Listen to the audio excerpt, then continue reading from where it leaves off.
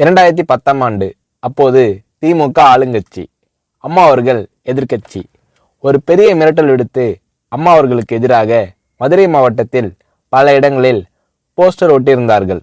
அந்த போஸ்டரில் அம்மா அவர்கள் மதுரைக்கு வந்தால் திரும்பி செல்ல மாட்டார், மதுரைக்கு அம்மா அவர்கள் வரக்கூடாது என்று மதுரை மாவட்டத்தில் பல இடங்களில் அந்த போஸ்டரை ஒட்டி பெரிய மிரட்டல் எல்லாம் கொடுத்தார்கள்.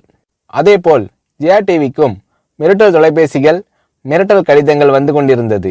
ஜெயா டிவியின் செய்தி பிரிவினர் இந்த மிரட்டல்களை பற்றியெல்லாம் தியாகத்தலைவி சின்னம்மா அவர்களிடம் சொல்லி அம்மா அவர்களின் கவனத்திற்கு கொண்டு சென்றார்கள்.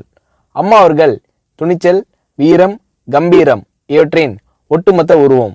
அதனால் புரட்சி தலைவி அம்மா அவர்கள், நான் மதுரைக்கு போய் தீருவேன், பொதுக்கூட்டத்தில் பேசியே தீருவேன், எது நடந்தாலும் எதிர்கொள்கிறேன் என்று சொல்கிறார்கள்.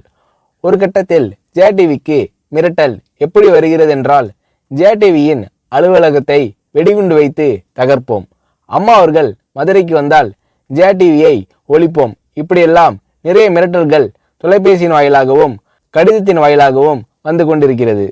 இந்த மிரட்டல்களை எல்லாம் கடந்து அம்மா அவர்கள் மதுரைக்கு சென்று பிரம்மாண்டமான பொதுக்கூட்டத்தில் லட்சக்கணக்கான மக்கள் மத்தியில் எழுச்சி உரையாற்றும் போது, ஒரு எதிர்க்கட்சியின் தலைவி என்ற முறையில் என்னை நீங்கள் மிரட்டுங்கள், ஒரு எதிர்க்கட்சியினை நான் நடத்துகிறேன் என்பதற்காக கழகத்தை மிரட்டுங்கள், ஜெயா டிவியை எதற்காக மிரட்டுகிறீர்கள், ஜெயா டிவியின் அலுவலகத்தை நீங்கள் தகர்ப்பீர்களா, ஜெயா டிவியை நீங்கள் ஒழித்து கட்டிவிடுவீர்களா, பார்க்கலாமா, ஜெயா டிவியை ஒழித்து கட்டிவிட்டால் என்னுடைய அரசியல் குரலை ஒழித்து விடலாம் என்று கனவு காணுகிறீர்களா, ஜெயா டிவி என் உயிருக்கும் மேலானது, நான் என்னுடைய உயிரை விட அதிகமாக நேசிப்பது, என்னுடைய அரசியல் கரமாக நான் போற்றி புகழ்வது, அதன் மேல் நீங்கள் கை வைப்பீர்களா, பார்க்கலாமா என்று எழுச்சி உரையாற்றினார் புரட்சி தலைவி அம்மா அவர்கள்.